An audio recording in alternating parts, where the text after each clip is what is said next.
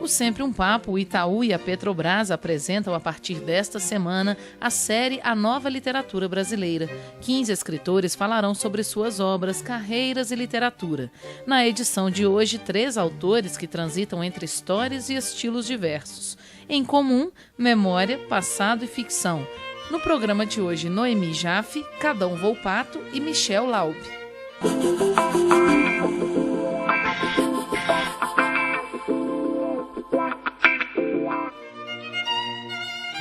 A escritora paulista Noemi Jaffe é doutora em literatura brasileira e crítica literária.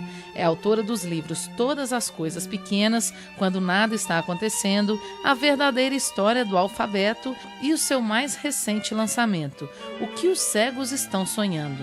Um emocionante mergulho baseado nas experiências relatadas em um diário por sua mãe, sobrevivente do campo de concentração de Auschwitz. Noemi traz 3 gerações de mulheres de uma mesma família que falam sobre o horror de Auschwitz.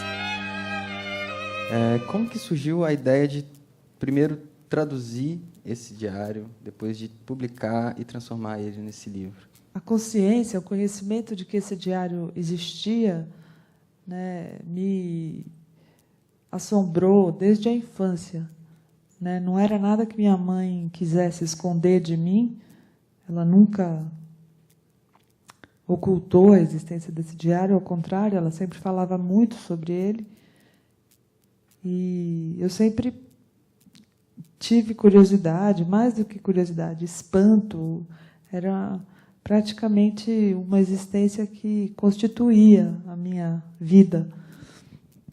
Saber que minha mãe tinha escrito um diário sobre a guerra. Então, quando eu tinha, sei lá, cerca de 30 anos, eu pedi para minha mãe se a gente não poderia traduzir o diário juntas. E nós traduzimos para o português. Tudo que está escrito no diário eu praticamente já sabia, porque eram as histórias que ela me contava, né?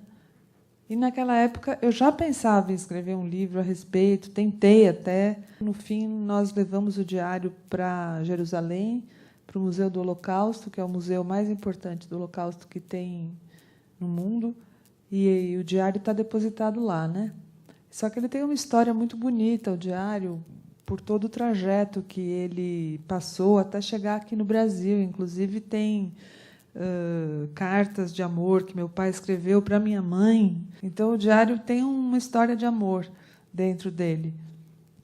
E daí, por causa disso, por causa dessa história de amor, as atendentes do museu lá em Israel, que falam sérvio, a língua em que o diário foi escrito, ficaram interessadas, contaram para a Fundação Spielberg, que é do Steven Spielberg, que coleta depoimentos de todos os sobreviventes. Até, o desejo dele é que todos os sobreviventes de Auschwitz façam depoimentos sobre a vida depois da guerra, né?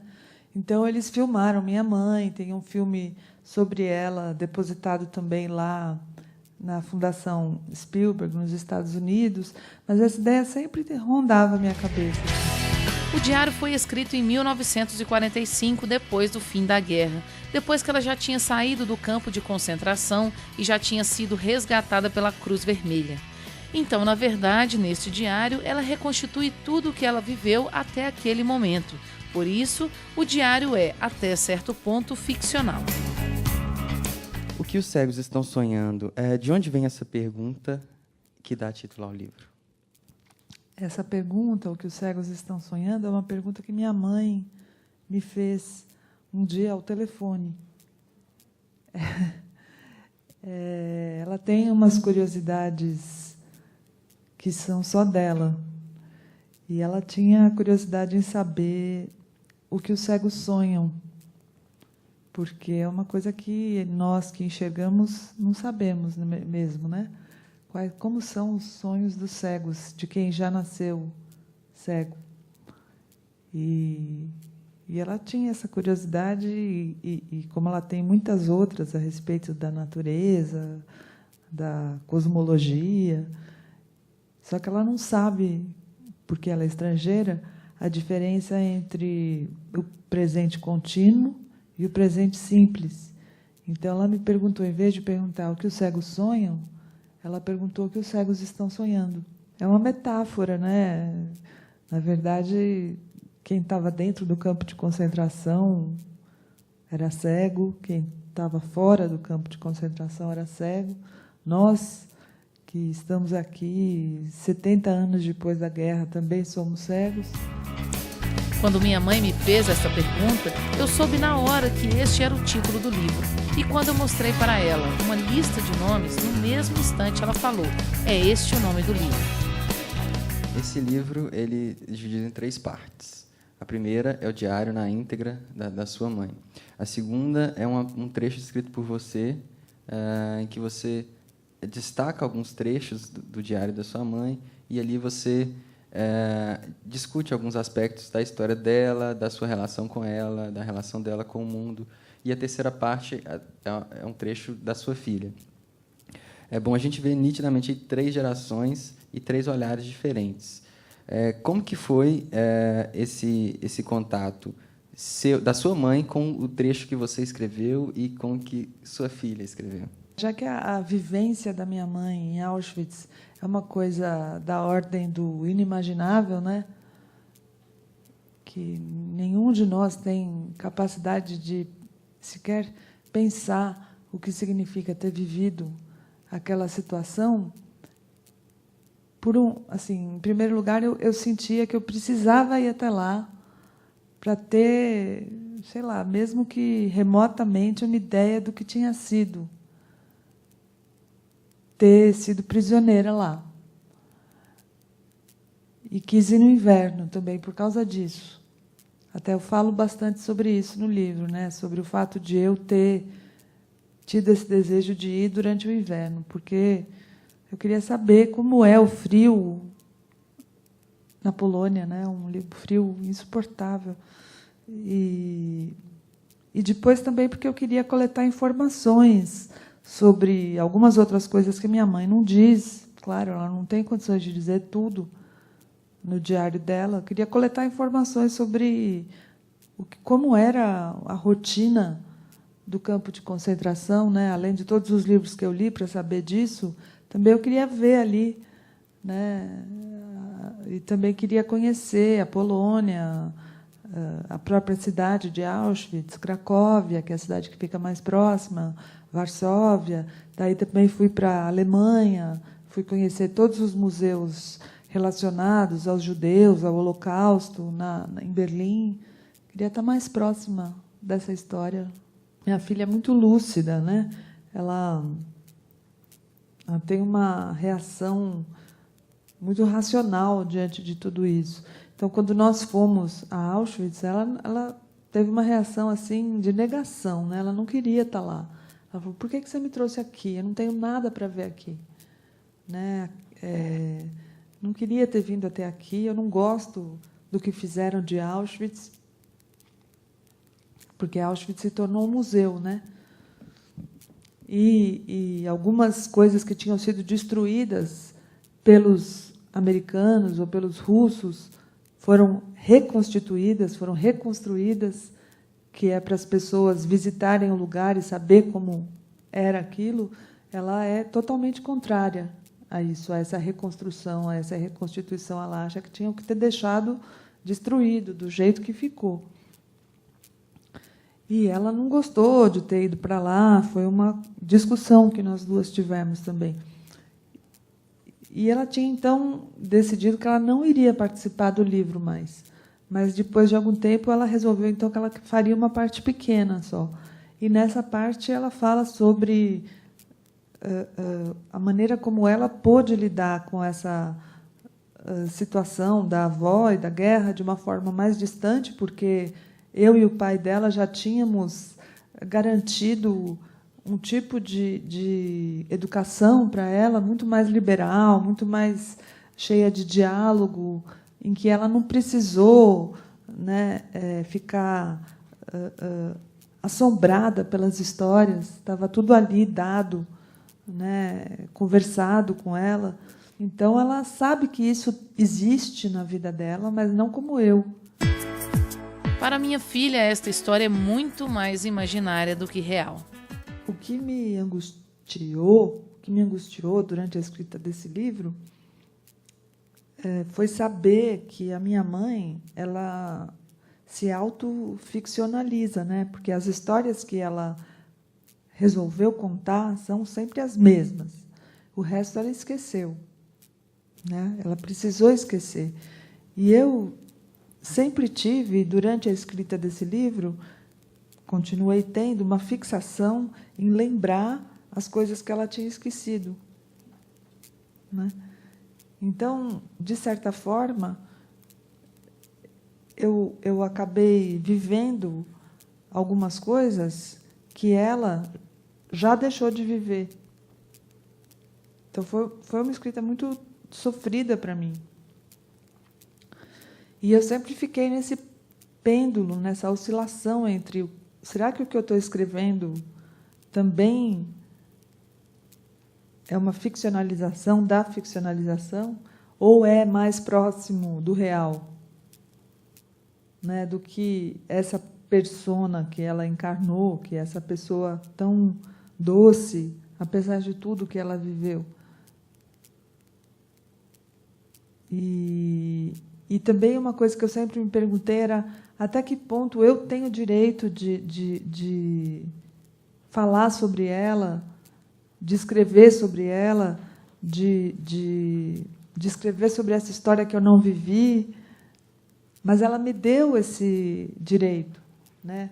Ela me passou o bastão e falou, não, vai você, escreve agora, né? Tanto que tem até está escrito isso no livro, quando eu perguntei para ela, mãe, mas por que você escreveu esse diário? Ela fala, para você ler. Existem sobreviventes que fazem questão de lembrar, seja porque não conseguem esquecer, por acharem que é uma espécie de missão ou porque cultivam um tipo de sofrimento. Outros fazem questão de esquecer. É o caso da minha mãe. Você acha que essa história tão forte na família, ela te influenciou de alguma forma em ser escritora? Acho que sim, porque eu nasci ouvindo histórias, né?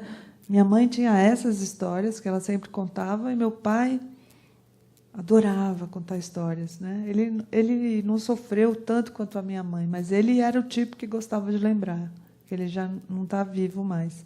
Ele era desse tipo que gostava de lembrar e sofrer e chorar. E eles brigavam até. Minha mãe queria esquecer, falava, não fala desse assunto. Ele falava, não tem que falar. Então, eles trancavam comigo no quarto e ficavam me contando as histórias de sofrimento dele. E eu nasci ouvindo histórias da minha avó também, que era mãe do meu pai, que conseguiu chegar no Brasil junto com ele, que também contava histórias da Torá, né, do Velho Testamento. E minhas irmãs, muito mais velhas do que eu, também me contavam histórias. Eu me sentia diferente dos meus amigos por ter pais assim. Eu não conseguia me socializar muito bem com as pessoas, por isso eu me refugiava lendo. Eu acredito que tudo isso me fez sentir vontade de ser escritora. O que aconteceu com você nesse processo de reviver essa história da sua mãe, dramatizá-la? Como que esse livro te afetou? É uma coisa sobre a qual eu penso quase diariamente, né? Como que esse livro me afetou? Muita gente me pergunta se eu consegui me livrar dessa história, se agora eu já mudei de capítulo, vou falar sobre outra coisa, né? Esse assunto já não está mais na minha vida, se eu consegui me libertar disso. Eu acho que não. que é um assunto que ainda me interessa demais. Eu ainda continuo lendo muito sobre esse assunto, mas a perspectiva que eu tenho agora em relação a ele é diferente. Eu exijo mais das leituras que eu faço, tem algum tipo de leitura que explora a desgraça, a catástrofe, de um jeito que, às vezes, eu não gosto, né, que eu prefiro não ler. Então, eu estou mais exigente com relação a isso. E, da minha parte, eu acho que eu me tornei uma pessoa mais amarga depois de ter escrito esse livro. Eu era muito parecida com a minha mãe, assim, sempre muito otimista, via as coisas com muita inocência, né? Acreditava, sempre fui muito crédula, sempre achei que as coisas sempre podem dar certo. Agora eu não acho mais. Né? Acho que eu imagino que isso tenha sido um amadurecimento. No próximo bloco, você assiste um bate-papo com o jornalista, músico, escritor, ilustrador e apresentador de TV, Cadão Volpato, que fala sobre suas diversas obras e o seu mais recente lançamento, o livro Pessoas que Passam pelos Sonhos. Uma das funções da literatura, embora as pessoas gostem mais de realidade do que de ficção, isso me parece muito evidente, é dar uma transcendência para você, te possibilitar conhecer uma outra realidade, mesmo que seja de maneira fugaz, mesmo que seja de uma forma besta, numa frase, num poema, você entendeu? É para isso que serve a literatura, para isso que serve a arte, né?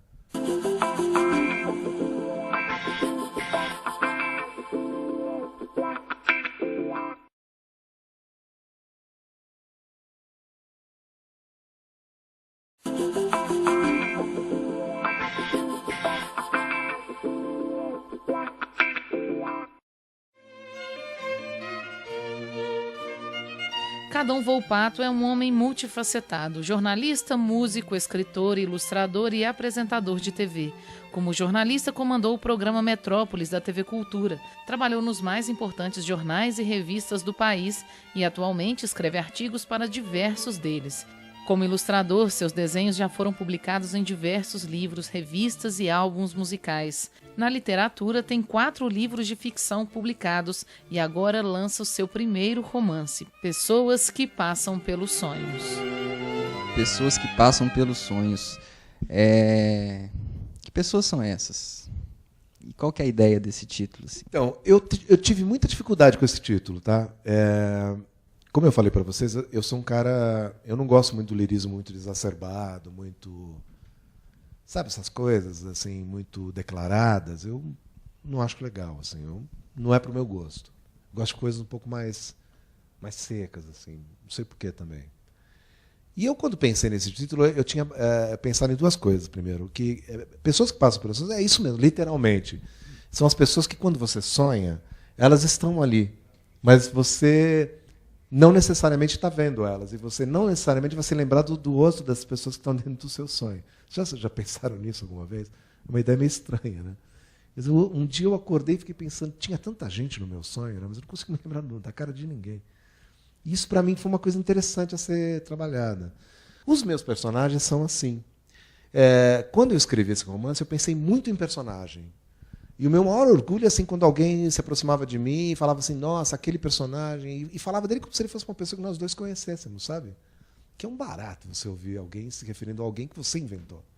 Porque os meus personagens não têm nada de real. Absolutamente nada de real. E por que eles são pessoas que passam pelos sonhos? Porque outra coisa que me intrigou muito, e eu descobri que é um tema muito recorrente na literatura, o Caldeirão de La Barca é o primeiro cara a falar disso, um dos primeiros caras a falar disso. A vida é sonho, é uma peça dele. Vocês já pensaram nessa possibilidade de que, na verdade, a gente está vivendo um grande sonho coletivo? Que, na verdade, eu estou no sonho de vocês, vocês estão no meu sonho, ou algo assim. O que é uma ideia meio bizarra de se pensar, né? E eu pensei, puxa, isso é tema para um livro também. Porque os meus personagens, de alguma forma, eles trafegam por uma atmosfera de sonho, como se a vida fosse isso. Por quê? Eu escolhi 2 períodos muito difíceis da história da gente. Um é 69, que no Brasil é um período de ditadura muito forte, e o outro é 79, que é um período de ditadura muito forte na Argentina. O meu livro conta a história da amizade amizade instantânea, sem explicação, entre um arquiteto brasileiro e um motorista de táxi argentino. O que por si só já é bastante irreal, né? Mas eles têm uma amizade instantânea. E a história dessa aventura, desses dois, a caminho da Patagônia. A caminho do fim do mundo, que é a Patagônia, numa viagem que esse brasileiro inventou de fazer, em 69. 10 anos depois, esse motorista de táxi pede ajuda a essa família do brasileiro, porque o filho dele está envolvido com política, é um montoneiro, e pode ser morto facilmente. E na Argentina era assim mesmo, né? O fato de você ser cabeludo já era um problema na Argentina. em 79. Era uma época do auge do desaparecimento dos presos políticos e das pessoas que eram torturadas barbaramente, etc. E ele pede ajuda, e aí o filho dele vem para São Paulo, vai para São Paulo. E aí tem essa história dessa relação dele com essa família desse arquiteto. O que um mistério que eu lancei no livro, que eu acho que a mim interessa sempre, porque eu mesmo não tenho a solução para ele, e eu fiz questão de não ter, é que esse meu arquiteto, em determinado momento da Patagônia, ele pode ter morrido. Mas eu sou incapaz de afirmar isso com todas as letras. No entanto, eu pensei assim, quando você está morto e você não sabe que você morreu, o que acontece com você? A vida é sonho, né? Se você não está num sonho e você morreu, é apenas mais um detalhe. Eu pensava assim, o meu arquiteto é um cara muito distraído. Ele também fala sobre a distração, meu livro, essa distração masculina que tanto perturba as mulheres. Né? Não é? Quantas vezes vocês estão falando com o namorado ou o marido, falando assim, você está me ouvindo? Eu já falei isso 5 vezes, você não me escuta? Eu ouço isso muitas vezes. Né? Então, esse meu arquiteto muito distraído podia estar tão distraído, mas tão distraído, que não sabia que já tinha morrido. E o meu desafio foi colocar ele ao longo dessa narrativa com essas duas possibilidades ao mesmo tempo. Estar sendo ignorado pelas pessoas com quem ele conversa, como acontece na nossa vida, né? Às vezes você fala com uma pessoa, ela não está escutando você. E às vezes ela não te ouve. Ou ele é uma pessoa que já morreu num determinado momento ali da Patagônia, em que o carro enguiça e eles ficam uma noite no deserto, mas ele não sabe que já morreu. Você não saber que você já morreu, o que acontece com você? Você continua trafegando por aí? Hã? A gente acha que sabe as coisas, mas a gente não sabe nada. Na hora que você senta para escrever um romance, é como ter filhos. Eu tenho 4 filhos. De um para o outro, sempre foi completamente diferente. A experiência de escrever livros é muito parecida com isso. Esse livro ele fala um pouco sobre a juventude também, sobre o que é ser jovem nesse período, né, entre 69 e 79. Enfim, o que é ser jovem nesse período? E você tem 4 filhos e se relaciona com jovens, uma juventude de hoje. E o que é ser jovem hoje? Você vê alguma diferença? Ser jovem naquela época era muito difícil. Eu entrevistei o Macalé, o Jardim Macalé, ontem, num programa. E o Macalé me falou como era viver na ditadura naquele tempo, como era ser cabeludo, usando roupas rasgadas, naquela época terrível. Né? Você podia ser parado por qualquer motivo. O pior dessa história toda é que a ditadura nos impossibilitou o acesso à informação, aquilo que acontecia no mundo. Você tinha que se virar muito para conseguir saber o que os escritores estavam escrevendo, olhar, procurar livros que eram proibidos, filmes que eram proibidos. Laranja Mecânica passou aqui com bolinhas no lugar do sexo dos personagens, bolinhas pretas. Você imagina você ver um filme assim, com as bolinhas pretas acompanhando o sexo dos caras? Era meio frenético, assim, uma coisa meio ridícula, todo mundo ria. Então, viver na ditadura era chato para burro, porque, além de tudo, você corria perigo. Né? Porque um milico qualquer podia chegar em você e te dar uma dura sem saber por quê. Vocês imaginam um estado em que a gente vive agora democrático, com a polícia com a força que ela tem, você imagina numa ditadura a força que a polícia tem. Então, era muito difícil, mas a gente sobrevivia, sempre sobrevive. A gente sempre se vira. Quando você é jovem, você acha que você é imortal. Isso é uma das grandes maravilhas da vida, porque você não é imortal, mas você age como se fosse.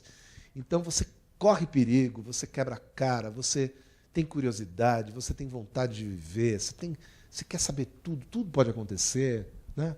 Ser jovem é muito legal, por isso. Eu achava que a juventude no Brasil estava apática e que as coisas estavam decididas, que a gente ia ter um futuro negro. E fui muito surpreendido pelas manifestações agora de junho. Eu achei uma coisa espantosa. Espantosa. E eu lembrei muito daquela época, porque quando a gente era estudante e saía para a rua para tomar porrada, eu achava que isso não ia se repetir, sabe? De repente, olha, em Belo Horizonte, as pessoas... a polícia veio com tudo. São Paulo, na Avenida Paulista, aquela coisa enorme, você via a tropa de choque batendo o escudo de ponta a ponta da avenida com um urutu atrás, eu não sei como é que chama aquela máquina de guerra que tem cores do deserto, né? Eu não imaginava que os caras tivessem esse tipo de equipamento. Né? Então, na verdade, a disposição continua. As coisas têm que ser mudadas. Era contra uma ditadura e agora é contra a corrupção, é contra essa coisa que enraizou na nossa vida, né? E que tudo tem a ver com o seguinte: para ninguém interessa a educação. Quando você tem pessoas pouco instruídas e educadas, essas pessoas não questionam. Então, não educar faz parte do processo político. Sabe por que os políticos querem educar? Porque para o IDH e para esses índices econômicos internacionais, a educação é um fator importante, né? Porque se não tem educação, o país não é civilizado. É só para isso que serve. Porque ninguém quer saber de gente educada, na verdade, civilizada. Isso não interessa para ninguém, porque gente não educada é gente manobrável. É gente que não questiona. Então, esse que é o grande drama do nosso país. É não ter esse tipo de gente. E esses meninos, na verdade, eles estão questionando isso. Quando a classe C ou a classe Z, ou o quê, ela começou a melhorar de vida, e isso houve de fato no Brasil nos últimos anos, a geração seguinte já queria um pouco mais. Começou a se educar. Começou a querer coisas diferentes. O jovem acha que é eterno e por isso ele quer uma vida melhor para ele. Quando você envelhece, você se acomoda. A pior coisa da velhice é perder a curiosidade. Quando você perde a curiosidade em geral, você quebra o fêmur, vai para o hospital e morre. Por isso, o importante da vida é nunca perder a curiosidade. Eu era um leitor muito exigente, eu devo te dizer, porque eu não tinha livros em casa, então eu tive que aprender a correr atrás dos livros. Quando você corre atrás dos livros, eles têm uma importância para você muito maior. Eles viram alguma coisa muito importante na sua vida. Eu tinha essa coisa da literatura muito forte, porque eu lia muita poesia, eu lia poesia assim, sei lá, os italianos, eu lia Montagna, eu lia, sabe, Ungaretti, eu lia Cesare Pavese, e lia muito Cortázar, que naquela época era um sucesso. Hoje ele está voltando à cena. Naquela época ele passou por um período meio obscuro, assim, né? Dizem que o Cortázar é um amor da juventude, que você esquece, né? Eu sempre gostei dele. E coisas assim. Quando eu fui fazer música, o rock and roll, que é uma coisa mais rústica, né? O rock and roll é rústico, e a gente vinha do punk. Quer dizer, o punk era uma coisa muito assim, né? Era um grito com 3 ou 4 acordes, e resolveu, né? Quando eu entrei nesse meio, que era um pouquinho melhor, porque era o pós-punk, ou seja, era uma coisa um pouco mais elaborada, eu tive que me virar e pensar assim, que diabo de letras eu vou fazer, né? O que eu quero falar? Aí eu comecei a pensar nos poetas que eu admirava, nas coisas que eu lia. O que, para este meio, era uma coisa muito refinada, você entendeu? E acabou criando um ruído muito grande. E eu não estou dizendo que o punk não é bom por causa disso, pelo contrário, eu adorava, tanto que eu estava ali. Mas é que eu comecei a colocar na música alguma coisa que era uma experiência literária. Isso criou um ruído muito grande. Porque o que esse cara está falando? Né? Que diabo de letra é essa? Né? Quer dizer, eu tinha uma música, por exemplo, que se chamava Lavorare Stanca. Em italiano quer dizer trabalhar cansa. Lavorare Stanca é um dos livros mais importantes do Cesare Pavese. Para mim era natural. Né? Mas aí quando você lê, você tem um rock chamado... E aí criou um ruído. E acho que isso foi interessante, porque, para mim, eu sempre tratei a música como uma coisa que eu tratava à distância. Eu não queria ser músico, não queria ser... Todas as bandas estavam tendo contratos para gravadoras, sabe? Foram para o sucesso. A gente sempre ficou independente. Independente do sucesso, inclusive. E aí, com esse distanciamento, virou um distanciamento crítico. Então, eu olhava para aquela música naquela época com um olhar mais adulto, assim, o que era chato também, por um lado, mas também era interessante porque criava coisas um pouco diferentes, entendeu? O artista é um ser muito frágil. Não parece, né? O cara tem a disposição de aparecer no palco e se rasgar na frente das pessoas, né? Falar para multidões, né? Escrever, falar sobre suas próprias experiências, fazer poesia. Isso tudo é muito doloroso, na verdade, é muito mais frágil do que a gente pensa. Isso eu aprendi sendo jornalista, olhando a coisa meio de fora.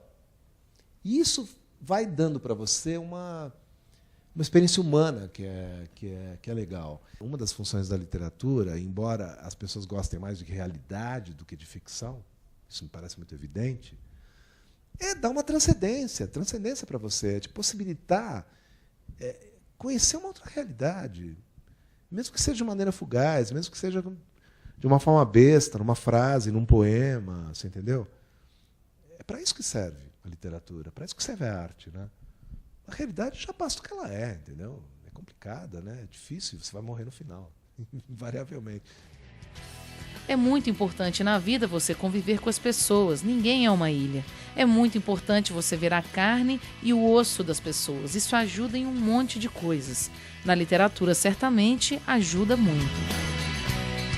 Por que, pra que e pra quem você escreve? Honestamente, eu acho uma coisa egoísta dizer, mas eu acho que eu escrevo para o leitor que eu fui, sabe? E para o jovem que eu fui. Para o garoto curioso que eu fui, que não tinha nada, não tinha livros em casa e que teve que correr atrás desses livros. E por isso esses livros ficaram tão importantes para ele. Eu acho que eu escrevo para aquele cara que lia o Cortázar com aquele entusiasmo nos anos 70.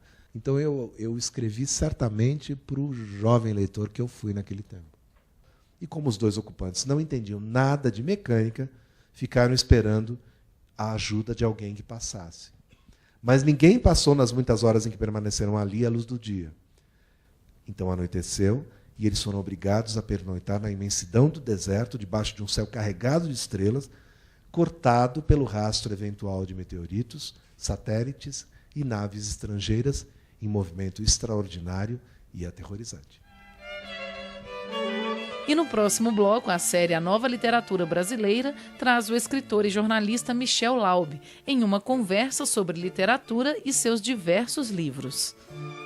Quando você vai escrever um livro, basicamente é uma luta entre aquilo que você acha que quer dizer, é uma sensação que está dentro de você lá, uma intuição, digamos, quase, sobre um tema X. Eu quero falar sobre esse tema X e preciso arrancar esse tema X de dentro de mim, de alguma maneira, por meio da técnica, por meio de processos, enfim, criativos e tal.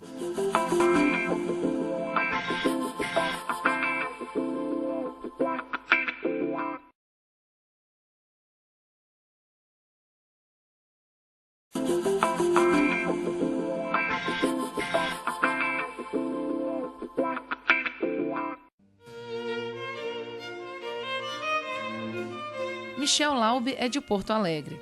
Escritor e jornalista, atualmente é colunista e colaborador de diversos veículos de comunicação. Já publicou 6 romances: Música Anterior, Longe da Água, O Segundo Tempo, O Gato Diz Adeus, Diário da Queda, que teve seus direitos vendidos para 11 países, e sua obra mais recente, A Maçã Envenenada. Vencedor dos prêmios Érico Veríssimo, Bravo Prime, Bienal de Brasília e Copa de Literatura Brasileira, o autor também é um dos integrantes da edição Os Melhores Jovens Escritores Brasileiros da revista inglesa Granta. Você podia explicar para a gente, por favor, um pouquinho a ideia e o conceito dessa trilogia? Ela começou...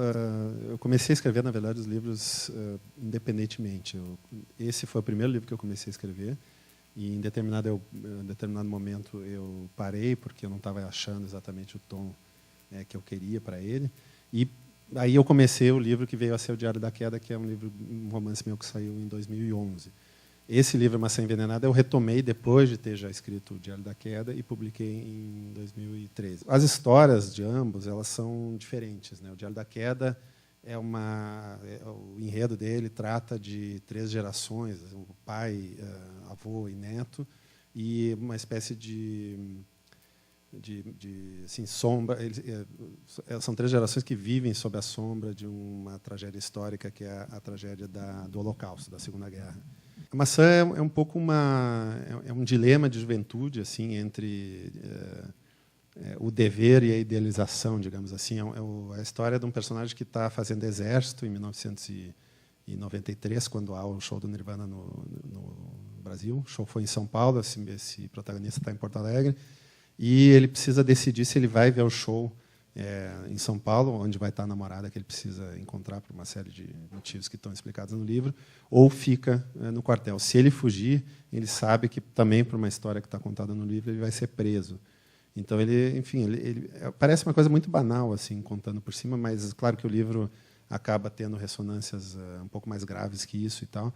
E nesse dilema ele acaba fazendo uma relação entre o destino que ele acabou tendo por causa da decisão que ele tomou naquele dia, e o destino que o Kurt Cobain teve e que uma sobrevivente do massacre de Ruanda teve. Ele meio que a trajetória dele fica entre o oposto, uma espécie de oposto, assim, né, de extremos, assim, de dois extremos. De um lado, o Kurt Cobain, que era um popstar que tinha tudo na época dele, sucesso, dinheiro, uma família, etc. E decidiu dar cabo da própria vida. E de outro, uma sobrevivente uma pessoa que perdeu tudo, perdeu a família, perdeu todos os amigos, o país dela praticamente foi reduzido a cinzas, perdeu a língua que ela falava, porque ela teve que sair de lá e tal. E mesmo assim, ela fez um esforço brutal ali para sobreviver, passando 90 dias num banheiro com outras 7 mulheres.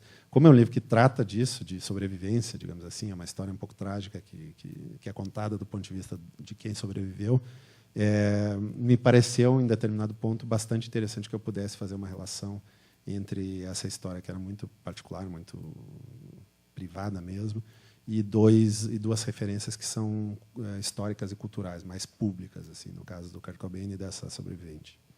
Bom, depois da Maçã Envenenada vem o quê na trilogia? Vem um livro que se passa A Maçã se passa nos anos 90, o Diário da Queda basicamente nos 80, então vai ser um livro dos anos 2000 com um personagem adulto, provavelmente passado em São Paulo. E aí eu já tenho um pouco da noção da história, eu já tenho há muito tempo, inclusive, essa história na cabeça, pelo menos o tema dela, mas eu não falo muito porque dá azar, eu sou meio supersticioso com essas coisas. Os enredos destes 3 livros não estão ligados diretamente, mas os temas que atravessam estes livros dialogam em um nível mais subterrâneo de entrelinhas. Por que as tragédias? No primeiro a gente tem o Alzheimer e a gente tem a Segunda Guerra. Nesse a gente tem o genocídio em Ruanda e a tragédia do suicídio do Kurt. Por que as tragédias tendo sempre essa relação da história da humanidade com a história do sujeito? Eu tenho já 6 livros e eu não sei porquê, na verdade, eu sempre tratei dessas... sempre nos livros há essa sombra da morte, digamos assim. Sempre alguém morre, alguém se mata, etc. Desde o início. Eu não sei explicar muito. Depois que os livros estão prontos, eu olho para trás e digo, pô, tentei fugir desse tema, mas voltei a ele. Então, acaba virando aquelas obsessões que todo escritor, de um modo ou de outro, apresenta quando você tem uma série de livros escritos em um período aí de 10, 12 anos. É muito difícil que, no livro a cada 2, 3 anos, você não repita algum tipo de, até inconscientemente, algum tipo de obsessão sua. E, às vezes, isso é o mais interessante no escritor. Sei lá, quando eu leio outros escritores, eu gosto muito de reparar temas que se repetem, por exemplo, na obra deles. O que esses dois talvez tenham de diferente em relação aos meus livros anteriores é que em ambos eu fiz um pouco, eu ampliei um pouco, talvez pelo menos foi a minha intenção, de ampliar essa questão mesmo da morte, da tragédia tal, que sempre é passada num período da adolescência, onde tudo é mais intenso de certa maneira e tal, mas tirar um pouco isso de um universo muito particular sempre dos personagens, muito egocêntrico talvez, limitado de certa maneira, e tentar fazer uma relação disso com eventos maiores. São os meus únicos livros em que isso acontece. Eu tenho um livro de 2006, que é o Segundo Tempo, que fala de futebol e tal, que tem um pouco essa estrutura, mas o futebol não é propriamente, ali no caso, uma tragédia. Que é uma partida que o time perdeu e tal, que o Grêmio, no caso, em Porto Alegre, perdeu para o Internacional e tal, mas isso não chega a ter uma dimensão histórica como a Segunda Guerra, o massacre de Ruanda e tal. Então, isso aí, para mim, me deu a oportunidade de fazer algo que há muito tempo eu já tentava fazer e não conseguia achar uma voz que me permitisse fazer, que é introduzir nesses livros que são de ficção um caráter um pouco mais ensaístico, de eu poder, até por meio da voz do narrador, claro, não é exatamente a minha opinião, mas às vezes eu consegui pelo menos discutir questões maiores por meio da voz do narrador, e em vez dele só contar o que aconteceu ou deixou de acontecer, ele poder fazer digressões sobre, por exemplo, história, sobre a Segunda Guerra, sobre o legado da Segunda Guerra, coisas que em livros anteriores, pela necessidade de seguir uma ação que era muito determinada pela história particular ali do personagem, isso era bem mais difícil de fazer. A literatura é um pouco do que somos com as nossas falhas. Se não fosse assim, não seria um fenômeno humano e por isso é muito legal. Nunca há uma garantia que você vai produzir uma coisa boa e isso é o melhor de produzir arte. A sua entrada no jornalismo, ela teve uma relação já com a literatura? Você já buscava ser um escritor quando entrou no jornalismo? Eu já tinha alguma ideia de que eu pensasse, de que eu queria escrever, mas eu nunca fui um escritor vocacionado, digamos. Quando eu era criança, eu não pensava em ser escritor. Quando eu era adolescente, não pensava em ser também. Eu queria ser músico, né?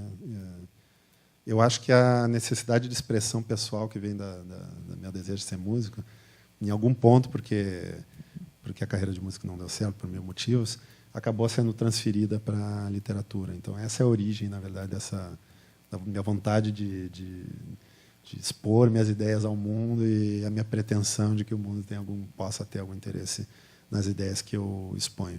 Isso aí já estava lá atrás, se transferiu para a literatura e tal.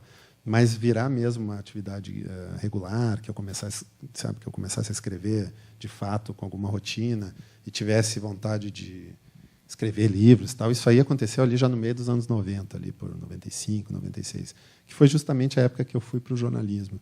Então, talvez assim cronologicamente se possa dizer que sim, que foi uma maneira assim de me aproximar de uma profissão em que eu pudesse estar mais próximo do texto, digamos. Eu fazia direito é muito difícil você ser um advogado full-time, por exemplo, e manter uma carreira literária, até por uma questão de tempo, de absorção de trabalho e tal. Então, o jornalismo facilita nesse sentido. Você está mais próximo de um texto que tem uma linguagem que é um pouquinho mais próxima da literatura, embora seja muito diferente, tá? Mas é mais próxima do que a linguagem do direito, por exemplo. Então, dá para ver por esse ponto de vista. Mas, na realidade, nunca é uma coisa só. Assim. Eu acho que a questão da profissão é sempre feita de muitas circunstâncias, né? Eu vejo mais a minha ida para o jornalismo como uma resposta ao meu imenso tédio, a minha imensa decepção com o direito na época. Eu precisava fazer alguma coisa da vida, né? Eu estava quase me formando no direito, eu não achava que eu deveria largar a faculdade, porque não valia a pena naquela altura, faltava 2, 3 semestres ali. Sabia que eu ia me formar, mas que eu não ia exercer aquilo. E aí eu precisava fazer alguma coisa. Ou eu faria um concurso público, coisa do gênero, que eu não tinha também, acho que, vocação, nem vontade de fazer. Ou eu iria para uma outra área. E das outras áreas possíveis, uma que eu sempre gostei de ler imprensa.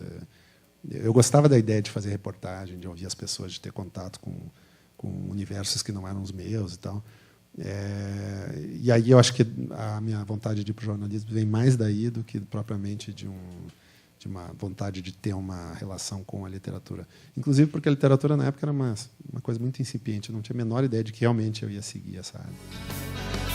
A importância da literatura vai na esteira de vários outros fatores, entre os quais eu acredito que seja a questão econômica. Então, se o Brasil conseguisse manter a promessa do crescimento econômico que ele tinha até pouco tempo atrás, eu acho que a literatura brasileira chegaria mais no exterior. E nesses 15 anos, o que você sentiu, enfim, de evolução como escritor? É a minha opinião, né? Às vezes a crítica não acha isso, ou o leitor não acha isso, mas eu acho que eu consigo dizer muito mais coisas hoje do que eu conseguia há 15 anos atrás. Quando você vai escrever um livro, basicamente é uma luta entre aquilo que você acha que quer dizer, é uma sensação que está dentro de você lá, uma intuição, digamos, quase, sobre um tema X. Eu quero falar sobre esse tema X e preciso arrancar esse tema X de dentro de mim, de alguma maneira, por meio da técnica, por meio de processos, enfim, criativos e tal. Quando você vai passando o tempo, escrevendo até livro, errando, acertando e tal, você desenvolve, você acha alguns atalhos, você percebe coisas que você sabe fazer melhor, coisas que você não sabe. Às vezes o caminho é ir pelo lado mais fácil que você já experimentou, isso vai facilitar a sua vida, vai fazer você chegar mais perto desse núcleo lá do que você quer dizer. Às vezes o caminho é o contrário, né? Você já fez aquilo, então não vai funcionar fazer o que você já fez, você tem que mudar completamente. Então, essa consciência maior, que até vem da própria reação da crítica, das respostas dos leitores, da sua própria resposta ao que você fez no passado e tal, esse acúmulo de conhecimento, que não é só técnica, também é uma coisa de experiência de vida e tal, auxilia muito a você chegar nesse caminho assim, de dizer o que você quer dizer. Às vezes você não consegue lá no resultado final, acontece. Mas, pelo menos, você tem mais armas para chegar naquele ponto inicial que você pretende. E a autocrítica? Você tem o costume de ler o que você escreveu no passado, desses 6 romances? Hoje em dia, muito menos, e tento realmente não ler, porque é uma sensação muito ruim. Assim, logo que o livro é publicado, quando ele sai, por exemplo, veio da gráfica, eu, em geral, leio, para ver, assim, aquela coisa para ver se não saiu nenhuma coisa errada no livro. Então. E aí aquela noção do livro acaba sendo a noção que eu fico na cabeça por anos e anos. E pode ser uma noção completamente equivocada, porque naquele dia de lançamento eu já estou muito de saco cheio do livro, porque eu já revisei 500 vezes e tal. E aquela última leitura ela não tem aquele frescor da leitura que você deixa meses lá, o livro parado e tal. Então, é uma coisa muito subjetiva que pode até prejudicar o meu julgamento futuro sobre o meu próprio livro. O ideal era, talvez, pegar 5 anos depois e ler com aquela isenção e tal. Mas eu prefiro não fazer isso, porque o livro está feito. Inclusive, quando sai uma nova edição do livro, eu nunca mudei nada. Assim, eu acho que o que está feito... O livro é o livro com os defeitos dele também. O livro é uma espécie de registro do que você melhor pôde fazer naquela época. Isso é uma coisa que eu aprendi com os anos. Nisso eu sempre estou do lado dos artistas, ao contrário dos críticos. E no caso da literatura, se você é um escritor honesto, você publicou o melhor que você pôde fazer. Você é disciplinado para escrever? A minha produção né? Eu publiquei livros de 2 ou 3 em 3 anos, tá? Então existe uma certa produção em série ali, quase. Mas no dia a dia não. Eu não tenho horário e não tenho o dia certo. Assim, às vezes fico um tempão sem escrever, às vezes numa semana escrevo mais do que num semestre. Isso varia muito. E você planeja, esquematiza um livro antes de ir para o computador escrever? Não, ou vai? não. Eu já tentei fazer e nunca deu certo. Sempre. E a coisa que hoje em dia escrever é muito difícil para mim, assim, muito angustiante.